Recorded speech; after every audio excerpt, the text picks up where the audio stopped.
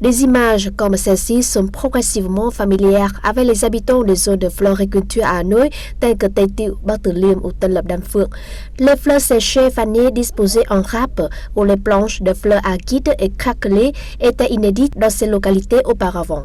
Cette période de l'année est la plus chargée et la plus rentable des villages de floriculture grâce au temps favorable ainsi qu'à la demande croissante. Cependant, en raison de l'épidémie de Covid-19 et de la mise en œuvre de la distanciation sociale, la demande de fleurs a fortement chuté cette année, provoquant des difficultés pour les floriculteurs. À cause de la distanciation sociale, nous ne pouvons pas vendre des fleurs, nous en récoltons et remplissons l'entrepôt. Nous ne plantons plus de fleurs à cause de l'épidémie de Covid-19. Une fois l'épidémie maîtrisée, nous reprenons la floriculture.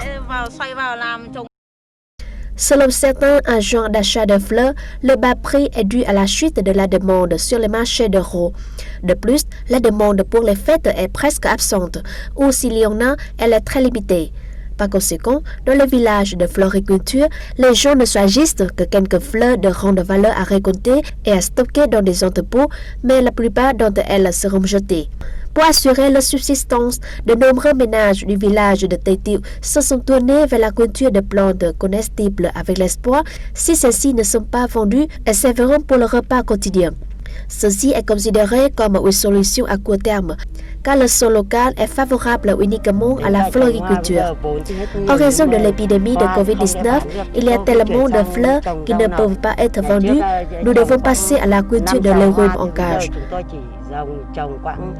La situation épidémique est encore compliquée. Les floriculteurs ont besoin de soutien rapide et concret à tous les niveaux pour stabiliser leur vie et surmonter les difficultés immédiates, ainsi que reprendre la floriculture une fois l'épidémie maîtrisée.